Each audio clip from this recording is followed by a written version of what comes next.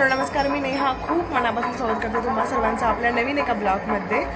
तर आज आहे एकादशी नंतरची द्वादशी आणि आज कारण आळंदीमध्ये खूप गर्दी आहे। अजिबातसुद्धा एंट्री करायला सुद्धा जागा नाही आहे, पाऊलसुद्धा ठेवायला जागा नाही आहे, इतकी गर्दी आहे।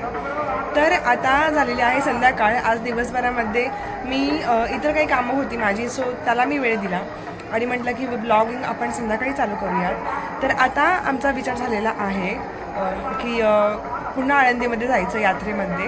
आणि जे आम्ही काल गेलेलो होतो मातका कुवा बघण्यासाठी, ते आम्ही काल नाही बघितलं, सो आम्ही विचार केला होता की ते आज बघूयात। सो आता आम्ही आज जाणार आहे बघण्यासाठी मातका कुवा आणि ते तुमच्यासोबत मी सुद्धा शेअर करणार आहे। तर सुहास साहेब आलेले आहेत ऑफिसवरून आणि आता आम्ही जेवण वगैरे करणार आहे। आत्ता वाजलेले आहेत 6:30। आता स्वयंपाकसुद्धा झालेला आहे। आज मी भाकरी आणि बटाट्याची भाजी रस्सा भाजी बनवलेली आहे। सो आता मी जेवण करणार आहे आणि त्यानंतर मी आता निघणार आहे यात्रा बघण्यासाठी पुन्हा एकदा। तर एकादशी नंतर द्वादशीचं कसं आळंदीमधलं वातावरण आहे सो ते आपण बघूयात। चला आता सुहास साहेब देवाला दिवा लावत आहेत आणि आता मी पटकन ताटं करते आणि मग आम्ही जेवण करून निघतो लवकरच। आणि तुम्हाला हे भजन कीर्तन ऐकायला येत असेल, अप्रतिम आहे।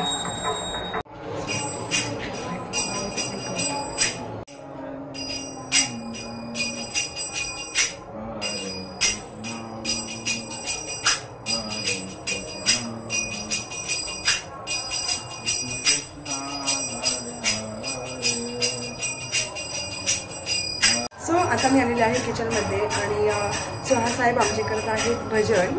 तर आता मी पटकन ताटं करून घेते, म्हणजे मग भजन झाल्यानंतर लगेच आम्ही पटकन जेवण करून घेतो। सो त्याआधी आता मी चहा पण नाही घेतलेला, तर पहिल्यांदा मी चहा घेते, त्यानंतर परत मग 15-20 मिनिटं तरी लागतीलच भजन व्हायला। मग ते झाल्याच्यानंतर परत मग मी ताटं करते आणि मग आम्ही जेवण करून निघतो। चला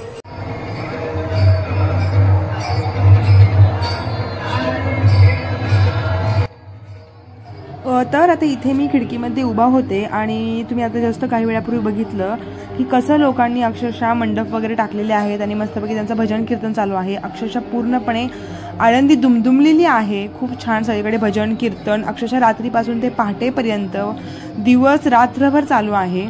इतकं प्रसन्न वाटत आहे, खूप छान वाटते। आणि फ्रेंड्स, मी आत्ता आलेले आहे आता गॅलरीमध्ये चहा घेण्याकरता आणि मी तुम्हाला दाखवते चहा, मला वाफ दिसत असेल आणि मी अक्षरशः त्याला असं पकडलेलं आहे कारण की थंडीच इतकी आहे ना, काय सांगू तुम्हाला। 10 टेम्परेचर आहे, विचार नाही करू शकणार आहे तुम्ही सुद्धा की 10 टेम्परेचर आहे, इतकं थंडी आहे, बापरे। सो आणि आता जेवण वगैरे झालेलं आहे आणि आता हा माझा दुसऱ्यांदा चहा आहे जेवणानंतरचा, कारण की थंडीच माझी जात नाही आहे। म्हटलं आता बाहेर जायचं तर पुन्हा एकदा चहा घेऊयात आणि मगच निघूयात। आणि सो चला आता आवरून तर झालेलं आहे माझं, आता मी निघते आणि डायरेक्ट आता मी यात्रेच्या ठिकाणी पोहोचल्याच्या नंतरच तुमच्याशी बोलते। आणि आता इथे मी आलेले आहे पाळणे बघण्यासाठी। तर म्हटलं बघूयात, काल मी तुम्हाला दाखवलं होतं 2 पाळणे, सो त्याच्यापैकी एका पाळण्याच्या इथे मी आता आलेले आहे। तर चला बघूयात आपण आतमध्ये काय आहे। नाही आहे ना, नाही आहे।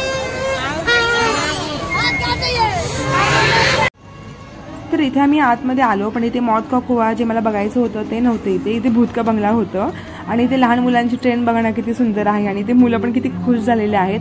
आणि तर आता आपण त्या पाळण्यात बसायला जात आहोत। आपण आता काही वेळापूर्वी हा पाळणा बघितला, तिकडे मौत का कुवा आहे, तर आता आपण तिकडे जातोय।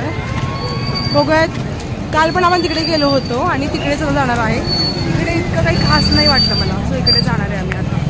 आणि गर्दी कालच्यापेक्षा बरीचशी कमी झाली। आणि फ्रेंड्स, ज्वेलरी बघितली ना, मला ती राहवतच नाही, करूच वाटते। सो शेवटी फायनली मी ती केलीच खरेदी। सो आता मी मौत का कुवा बघायला जात आहे। तिकीट काढतो, वेट करतोय, तिकीट काढलेलं आहे, वेट करतोय।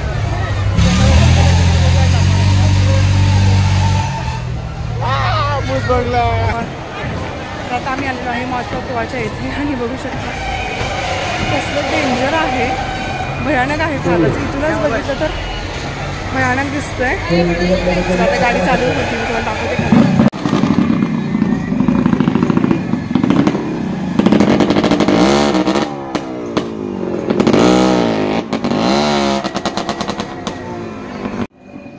आता इथे आम्ही फर्स्ट तिकीट काढून आलेलो होतो, त्याच्यामुळे अजून इथे गर्दी झालेली नव्हती आणि तेही गाडी बाहेर घेऊन गेलेले होते थोडंसं गरम करण्यासाठी गाडी.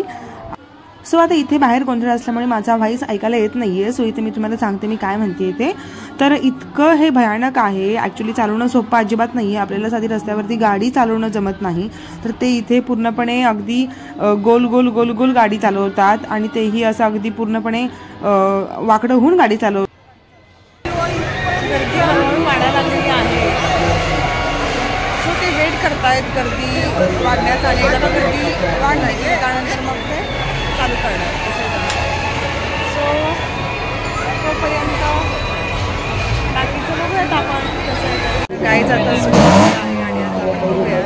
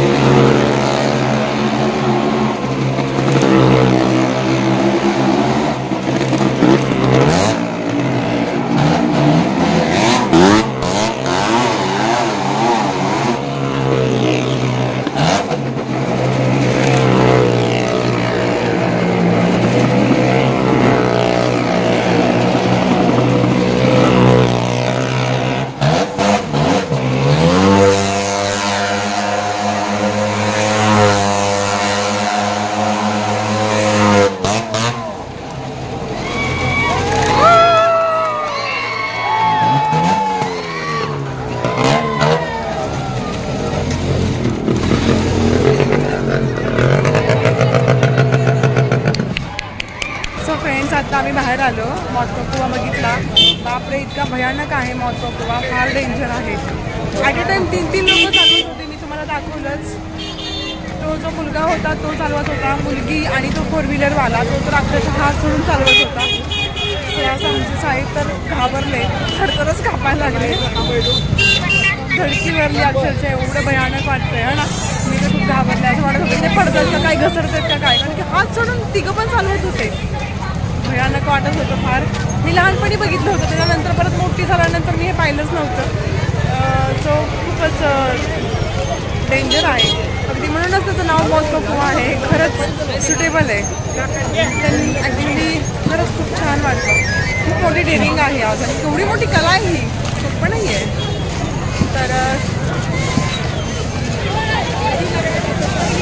चला आता आम्ही निघत आहोत. वारी बऱ्यापैकी कमी झालेली आहे. हो ना. उद्या आहे संजीवनी समाधी सोहळा. आज एकादशीनंतरचं द्वादशी, नंतर त्रयोदशीला एक असते. आणि आता ॲक्च्युली इथले जे प्रॉपर लोक आहेत ना, सगळे इथे दिसत होते आणि इव्हन आळंदीमध्ये पण दिसत आहेत. वारकरी खूप कमी झाले. काल होते बरे जास्त, पण आज कमी दिसत आहेत.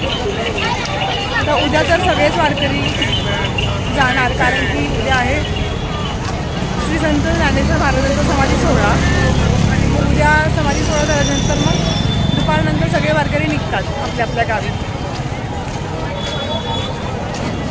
चला आता आम्ही जात आहोत. मस्त वाटलं फार.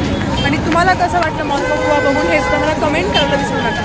आणि जर तुम्हाला हा व्हिडिओ आवडला असेल तर नक्कीच लाईक, शेअर आणि सबस्क्राईब करा. माझ्यासाठी नाही कमीत कमी मॉस्को कुआ ज्यांनी केलेलं आहे पार्टी हे ते खेळ खेळलेला आहे त्यांच्यासाठी तरी ॲटलिस्ट सबस्क्राईब करा आणि लाईक करा आणि कमेंट करा. हो ना, खरं आहे की नाही. ॲटलिस्ट त्या लोकांसाठी तरी करा, त्या लोकांसाठी तरी कमेंट करा. माझ्यासाठी कमेंट करू नका, त्या लोकांसाठी करा. आणि त्यांचा खेळ कसा वाटला हे मला कमेंटमध्ये नक्कीच सांगा. सो फ्रेंड्स, आपण पुन्हा एकदा कालच्या ठिकाणी आलेलो आहोत. काल तुम्ही माझ्या ब्लॉगमध्ये बघितलेलं आहे. आपण इथे गेलेलो होतो श्री ज्ञानेश्वरी मंदिर इथे.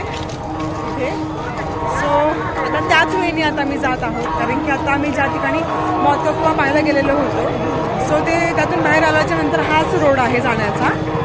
त्याच्यामुळे तर बघा ना किती सुंदर दिसतंय मंदिर. सो आता पुन्हा थंडी असल्यामुळे चहा नाहीतर दूध पिण्याची इच्छा झालेली आहे.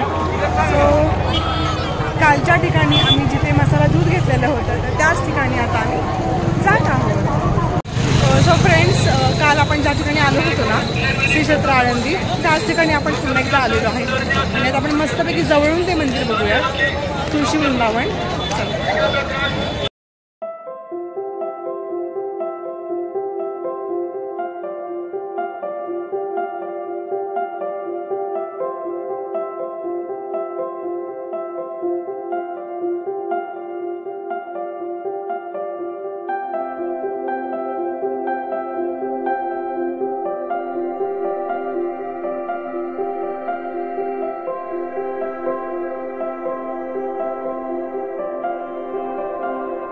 बघा किती सुंदर मंदिर आहे. छान वाटतं एकदम.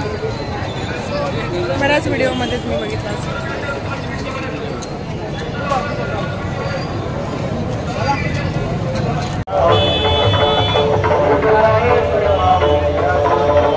तर फ्रेंड्स, काही वेळापूर्वी श्री संत ज्ञानेश्वर महाराज यांचा रथपालखी सोहळा पार पडला.